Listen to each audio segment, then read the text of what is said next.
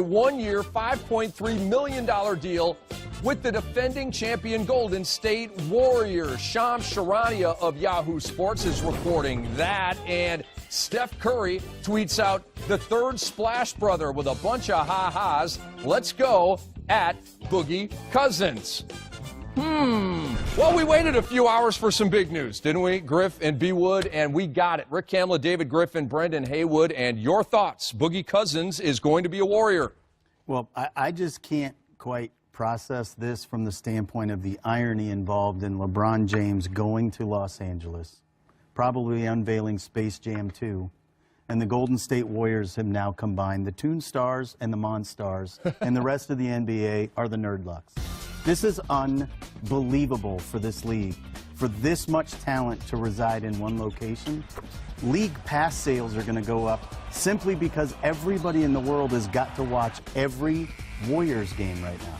And I don't know what that means at the end of the day. I really don't. I'm not one of those people who's going to tell you that June is a done deal and forget about it, it's over, because so many things happen in the course of a season. But this team literally is like playing a video game at this point. Yeah, I'm going to be one of those people that tells you June is here and it's already over, okay? Summer's just getting started and it's already done. It's a wrap.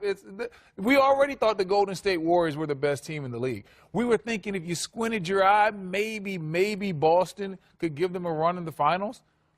But with Boogie Cousins on a team that doesn't need him to be great, that can slowly walk him through his recovery process. Hey, big fella, take it slow. Come back at your own pace. And then by the time the playoffs get here, they can unleash a true post force onto teams in the NBA. It's a wrap. So that's good then. You're saying that's a good thing? I don't know. It depends on if you want somebody to root against, it's a good thing because now everybody gets to root against Golden State because they want to see the upset. Kind of like in the NCAA tournament. You root against the top seeds because you want to see an upset. But as far as just pure common sense basketball, we already knew Golden State was the best team out there. You add Boogie Cousins, which gives them a dynamic that they didn't. That's one of the areas that they were kind of vulnerable. Like, you know, they tried to, sometimes it was Looney, sometimes it was JaVale McGee. They just lost JaVale, Pachulia. At the 5, you kind of could have your way with the Warriors some nights. Not anymore. And how easy is it for this team to just on some games just slow the game down, throw it in the post to Boogie Cousins, watch him work out. Oh, and if you try to double him, he's only being surrounded by Steph Curry, Klay Thompson, and Kevin Durant. It's a wrap. This is laughable. Hey, so let's take the Eastern Conference All-Stars against the Warriors for the finals. That might actually be a more interesting contest. Man, Eastern Conference All-Stars might get blown out. They pay you guys to apply, but I'm taking the Warriors. So this is fascinating to me in a lot of different levels. But when you look at the fact that Boogie Cousins was the one piece that New Orleans had, and really that the league had, in terms of being able to be in a team that could force the Warriors to play one of their 5s, which meant that you were getting into players 10, 11, 12 in their rotation, and take players 6 and 7 off the court. You had a chance to beat them, to your point, in the paint and force them to play one of those guys. So Boogie and AD together was sort of stylistically, you know, styles make a fight. It was really intriguing to think about what that could have looked like. So the Warriors say, okay, if we have an Achilles heel, it's the potential for somebody to do something different.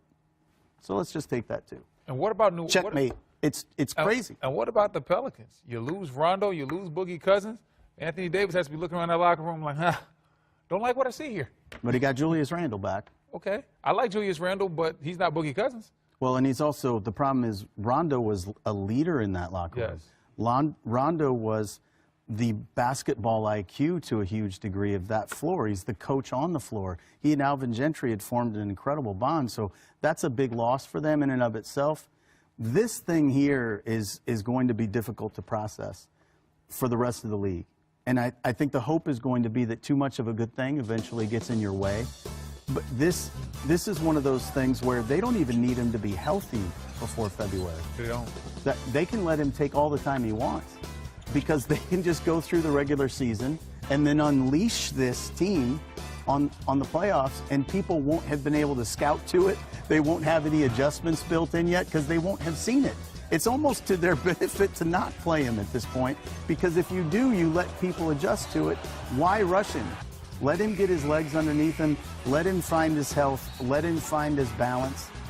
And then just cut him loose. It's terrifying to think about. It really is. I'm a little confused because DeMarcus Cousins was signed by Sacramento on the deal that just expired well below max for a variety of reasons. And now DeMarcus Cousins, who presumably could have gotten full years and full money from the New Orleans Pelicans to stay there after the big trade that they made last year at All-Star Weekend, the money that he is leaving on the table is colossal. So try to dive into his brain. Is this a one-year ring chase and then I get paid, or does money not matter that much to DeMarcus Cousins? What's going on here? I'm not sure if his money doesn't matter. I think he looked around at the landscape of basketball and was trying to figure out where he was going to get his money. And if the money's not to your liking and some people don't believe you're healthy enough to give you the max, okay, I'll go out there and I'll prove myself in 1 year. But while I'm proving myself, I'm going to go ahead and get an NBA championship along the way. Brendan, is this a sign that New Orleans wasn't meeting his terms?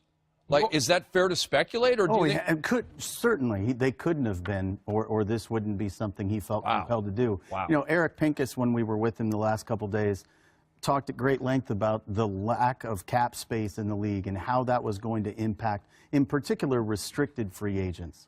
But because there was really, really limited cap space in the hands of people that you knew would use it, it makes it problematic for a guy like Boogie, because you're sitting there being told to wait by teams that you're the second or third option for. And eventually he said, okay, watch this.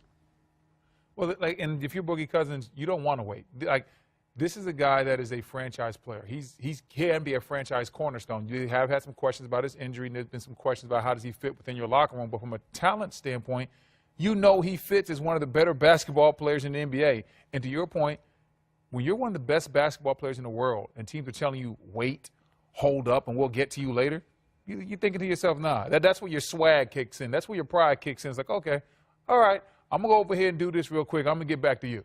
And when I get back to you, it's going to be next year when I'm giving your team work on the block.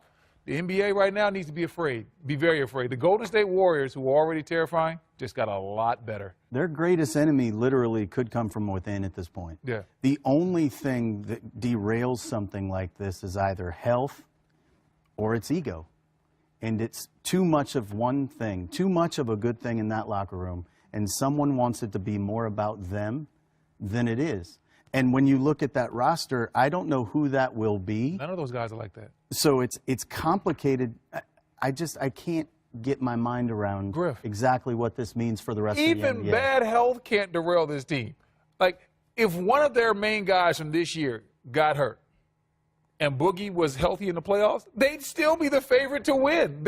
They would have to have, like, a plague come through and take everybody out. This team is too good. Yeah. God forbid. All right, guys, fantastic conversation. We'll be continuing this all night. But